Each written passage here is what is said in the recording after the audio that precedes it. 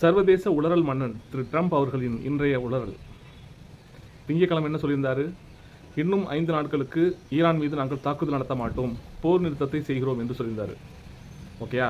அடுத்து வெள்ளிக்கிழமை அவர் சொன்னது என்னன்னாக்கா, இன்னும் அடுத்த 10 நாட்களுக்கு, அதாவது ஏப்ரல் மாதம் 6ஆம் தேதி வரை ஈரான் மீது போர் நடத்த மாட்டோம், போர் நிறுத்தம் செய்யப்பட்டிருக்கிறது என்று அறிவித்தார். இத்தனைக்கும் ஈரான் என்ன சொல்லுது, அமெரிக்கா கூட நாங்கள் எந்த விதமான பேச்சுவார்த்தை நடத்தலை, அதனால் பேச்சுவார்த்தை நடப்பதாக ட்ரம்ப் சொல்வதெல்லாம் பொய்யை தவிர வேறொன்றுமில்லை என்று திரும்ப திரும்ப ஈரான் சார்பாக சொல்லப்பட்டு கொண்டிருக்கிறது. இந்த நிலையில் இன்னைக்கு ஒரு செய்தி வந்திருக்கு.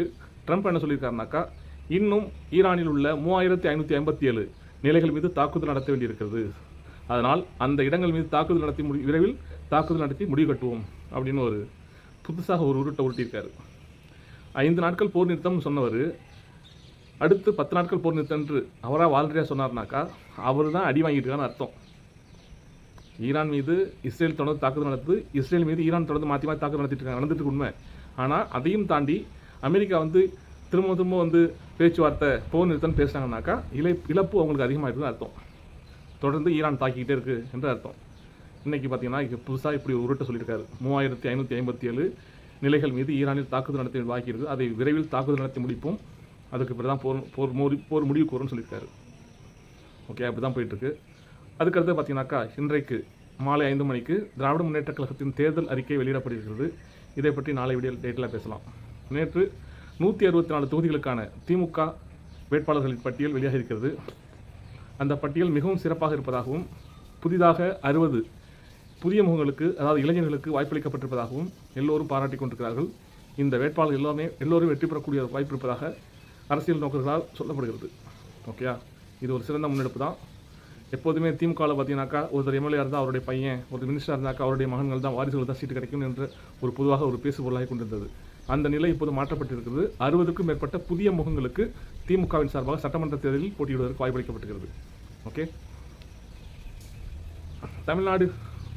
தமிழக வெற்றி கழகம், இதன் தலைவர் விஜய், இவர் என்ன பண்ணார்? 2-3 தினங்களுக்கு முன்பாக அப்துல் கலாமின் அரசியல் ஆலோசகர் மற்றும் உதவியாளராக இருந்த திரு பொன்ராஜ் அவர்கள் மீது டிஜிபி அலுவலகத்துக்கே நேரடியாக சென்று ஒரு புகார் கடிதம் அனுப்பி கொடுத்தார். என்ன சொன்னார்னாக்கா, என்னுடைய விர்ச்சுவல் வாரியர்ஸ் பெண்கள் மீது ஆபாசமான கருத்தை அவர் சொல்லிட்டாரு, அவர் மீது நடவடிக்கை எடுக்கணும் அப்படின்ட்டு விஜயின் சார்பாக அந்த புகார் மனுவில் கூறப்பட்டது. பொன்ராஜ் சொன்ன கருத்து எல்லோராலும் ஏற்றுக்கொள்ள முடியாது தான். அது காரணம் யார்? இப்படி ஒரு கருத்து அவருடைய வாயிலிருந்து வருவதற்கு காரணமாக இருந்தது யார்? நடிகர் விஜய். ஏன்னா ஒரு பெண் சொன்னாங்க, விஜய்க்கு 1000 அக்கா 1000 தங்கச்சி இருக்கோம், முடிஞ்சால் பொண்டாட்டியாக கூட இருந்துட்டு போகிறோம் அப்படின்னு ஒரு கருத்து ஒரு பெண் சொல்லுது. அப்படின்னாக்கா அந்த கருத்து வெளிவந்த பிறகு இந்த விஜய் என்ன செஞ்சுருக்கணும்? இப்படியெல்லாம் எனக்கு ஆதரவாக பேசுகிறேன் என்ற பேரில் இப்படியெல்லாம் ஆபாசமாக பேசாதீங்க, இவ்வளோ திறந்தாழ்ந்து பேசாதீங்க அப்படின்ட்டு இவர் தன்னுடைய விர்ச்சுவல் வாரியர்ஸ் என்று சொல்லக்கூடிய ரசிகர்களை, தொண்டர்களை கண்டித்திருக்க வேண்டும். செய்யலை. நடிகர் விஜய் அவர்களுடைய மனைவி சங்கீதா, அவங்க செங்கல்பட்டு குடும்ப நல கோர்ட்டில் எனக்கு விவாகரத்து வேண்டும் என்று மனு தாக்கல் பண்ணாங்க. இது ஒரு கணவன் மனைவிக்கு இடையே உள்ள ஒரு தனிப்பட்ட ஒரு குடும்ப பிரச்சனை, அதை பற்றி அவங்க டீல் பண்ணுறாங்க. அதற்காக இந்த விர்ச்சுவல் வாரியர்ஸ் என்று சொல்லக்கூடிய இந்த விஜயின் ரசிகர்களும் தொண்டர்களும் என்னென்ன பேசுனாங்க, சோசியல் மீடியாக்கள் எவ்வளோ கேவலமாக நடிகர் விஜயின் மனைவியை கேவலமாக பேசுனாங்க. அதை பற்றி இந்த நடிகர் விஜய் ஏதாவது வாய்ப்பு தந்து அவர்களை கண்டித்தாரா? கண்டிக்கல், அமைதியாக வேடிக்கை பார்த்துருக்காரு. விஜய் அவருடைய தோழியாக இருக்கக்கூடிய த்ரிஷா, அவங்கள பற்றி பாஜகவினுடைய நயினார் நாகேந்திரன், மாநில தலைவர் நயினார் நாகேந்திரன் என்ன சொன்னார்னாக்கா, விஜய் முதல்ல த்ரிஷாவினுடைய வலையிலிருந்து வெளியே வர வேண்டும் அப்படின்னு பேசினார். அது குறித்தும் எதிர்வினை ஆற்றாமல் அமைதியாக இருந்தவர் தான் இந்த விஜய். இப்படி தன்னுடைய ரசிகர்கள் வாய்க்கு வந்தெல்லாம் பேசுவதையும், தனக்கு பிடிக்காதவர்களை எல்லாம் கண்டபடி திட்டுவதையும் ரசித்து கொண்டிருந்தவர் தான் இந்த விஜய். அப்படியெல்லாம் அவர் ஏற்கனவே அவர்களை கண்டித்திருந்து அவர்களை வழிநடத்தியிருந்தால் அவர்களும் இப்படி பேசியிருக்க மாட்டார்கள். அவர்களை பற்றி திரு பொன்ராஜ் அவர்களும் இப்படிப்பட்ட ஒரு கருத்தை தெரிவித்திருக்க மாட்டார். அவர் கிளியராக சொல்கிறாரு, ஏங்க நீங்கள் அப்துல் கலாம் அவர்களுடைய அறிவியல் ஆலோசகராக இருந்தீங்க, அவருடைய உதவியில் இருந்திருக்கீங்க, நீங்கள் இப்படி பேசலாமா? அப்துல் கலாம் உயிரோடு வந்து அப்படி தான் பேசியிருப்பாரா? அவர் பெரிய மனுஷருங்க, அப்படிலாம் பேச மாட்டார். நான் அரசியலுக்கு வந்துட்டேன், சாக்கடை தெரிவிக்கலாம் நம்ம ஒதுக்கி போக முடியாது, விபச்சாரி தான் சொல்லணும் அப்படின்னு அவர் பகிரங்கமாக பேசுகிறார். அவருடைய பாயிண்ட் ஆஃப் வியூவில் அவர் கரெக்டாக திரும்ப சொல்லி உறுதியாக இருக்கேன். அவர் கேட்குற நிர்வகிக்கிறார், உங்கள் குடும்பத்தில் சேர்ந்தவங்க கூட இது மாதிரி பேசியிருந்தா கூட அவங்களே அப்படி தான் சொல்லிங்களா? யாராக இருந்தா என்ன, இப்படிலாம் இவ்வளோ கேவலமாக திறந்தாழ்ந்து பேசக்கூடியவங்களும் அப்படி தான் சொல்ல முடியும் அப்படின்னு அவர் ரொம்ப உறுதியாக இருந்தார். அதுக்கு பிறகு என்னுடைய கருத்து யாருடைய மனதையாக புண்படுத்தி இருந்தால் அதற்கான வருத்தம் தெரிவித்துக் கொள்கிறேன் என்று சொல்லி முடிச்சிட்டார். நான் கேட்குறது என்னன்னாக்கா, இப்படிப்பட்ட கேவலமான கருத்துக்களை அவர்களுடைய ரசிகர்களும் சொல்லிக் கொண்டிருக்கும் போதெல்லாம் இதை கண்டிக்காத விஜய் இப்பொழுது மட்டும் என்னுடைய ரசிகர்களை வந்து கேவலமாக பேசிட்டார் பொன்ராஜ் அப்படின்னு இப்போ மட்டும் துடிச்சா என்ன அர்த்தம்? ஒரு மகளிர் தின விழா மேடையில் பேசுகிறாரு. எங்கள் குடும்பத்தில் நடக்கிற பிரச்சனை பற்றிலாம் நீங்கள் ரொம்ப ஹர்ட்டாக இருக்கீங்க அப்படின்னு நான் கேள்விப்படுறேன். நீங்கள் ஹர்ட் ஆகிற அளவுக்கு அந்தளவுக்கு அது ஒத்து கிடையாது. 22 வருஷங்களாக ஒரு மனைவியாக இருந்த ஒரு பெண், தனக்கு 2 குழந்தைகளை பெற்று வளர்த்து ஆளாக்கிய பெண், அந்த பெண்ணை பற்றி இந்த ரசிகர்கள்லாம் வந்து கேவலமாக சோசியல் மீடியாவில் பதிவிடுறாங்க. அதை பற்றி இவர் மேடையில் பேசுகிற இந்த விஜய் என்ன சொல்கிறாரு, அதெல்லாம் அவ்வளோ ஒருத்தான விஷயம் கிடையாது, அதை பற்றிலாம் நீங்கள் ஹர்ட் ஆகாதீங்க, நீங்கள் ஹர்ட் ஆகுது எனக்கு ரொம்ப ஹர்ட் ஆகுது அப்படின்னு பேசினார். முதல்ல தன்னுடைய தொண்டர்களை வந்து ஒழுங்காக சரியான முறையில் வழிநடத்தணும். இப்போ பார்த்தீங்கன்னாக்கா தஞ்சாவூர் கூட்டத்தில் கலந்துக்கிட்டு விஜய் போகும்போது அவரை பின்தொடர்ந்து பின்னாடியே போய் விக்னேஷ் என்ற ஒரு இளைஞன் போலீஸ் வாகனத்தில் அடிபட்டு ஹாஸ்பிட்டல் அட்மிட் ஆகி இவர் இறந்தே போயிட்டார். அது குறித்து எந்த விதமான இரங்கலோ அனுதாபமோ தெரிவிக்கவில்லை இந்த விஜயும் அவருடைய தமிழக வெற்றி கழகத்தின் சார்பாகவும். ஒரு பைசா செலவு பண்ணல. காரணம் என்னன்னாக்கா அந்த விக்னேஷுடைய தந்தை வந்து இவனுங்களை நம்பிக்கிட்டா நான் இருக்க போகிறேன், நான் போய் சொன்னேன் போகாத நீ கேட்காம போய் இப்படி ஆகிட்டான், ஓகே ஒன்றும் பிரச்சனை இல்லை, இப்போ தான் என் மனைவிக்கு 5 லட்ச ரூபா செலவு பண்ணி வைத்தியம் பார்த்தேன், அதே போல் ஏதோ பண்ணி நான் பண்ண வேண்டியதான், என் பையன் நான் தான் பார்த்தானும், அப்படியே விட்ட முடியாதுல்ல அப்படியெல்லாம் ஒரு அந்த தமிழக வெற்றி கழகம் என்ற கட்சியை பற்றி ஒரு குறை சொல்கிற மாதிரி ஒரு கருத்து சொல்லிட்டாராம். அதுக்காக அவங்களை எட்டி கூட பார்க்கல. தமிழ்நாடு அமைச்சர் திரு அன்பில் மகேஷ் பொய்யாமொழி மட்டும் போய் அவரை போய் பார்த்து ஹாஸ்பிட்டலில் பார்த்து வந்திருக்காரு. இதுதான் நிலவரம்.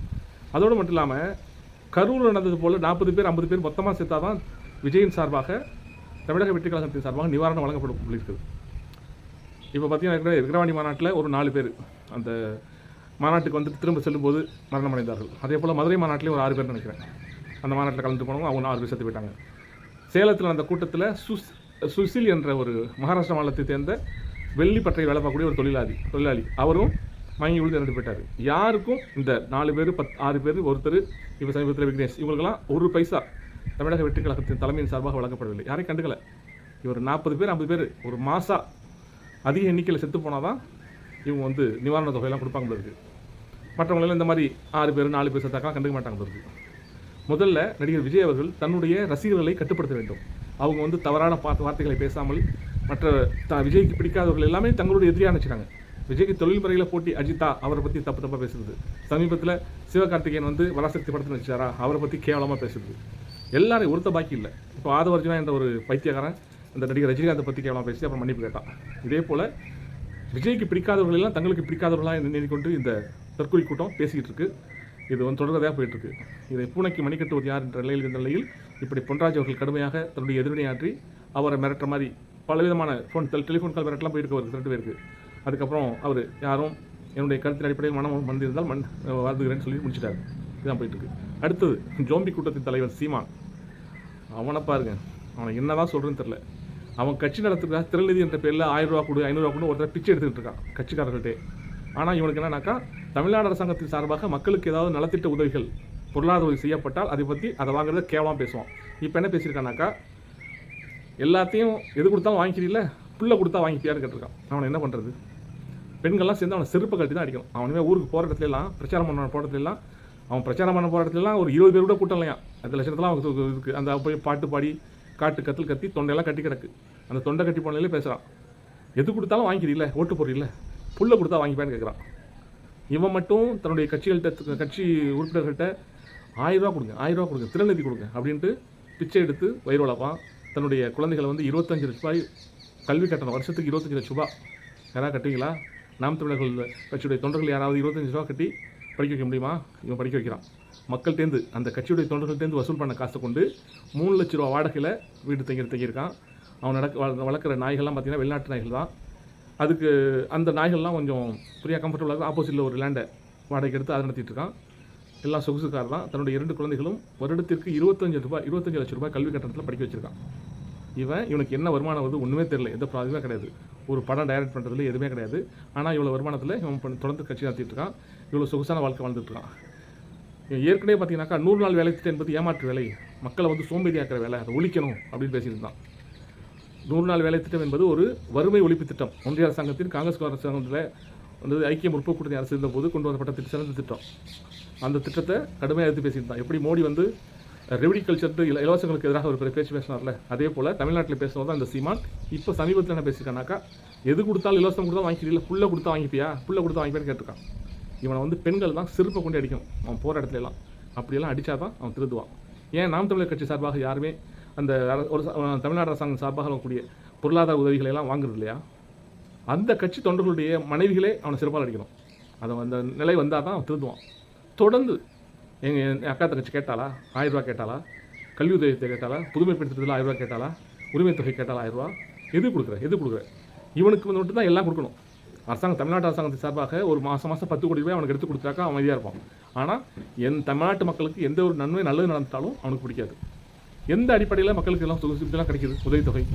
தமிழ்நாடு மக்கள் ஒரு ஷாம்பு பாக்கெட் வாங்கினா கூட, 1 ரூபா ஷாம்பு பாக்கெட்டில் கூட 5 பைசா 10 பைசா வரி கொடுக்குறாங்க. அப்படியெல்லாம் வரியாக பெற்ற பணத்தை கொண்டு தான் தமிழ்நாடு அரசாங்கம் நடைபெறுகிறது.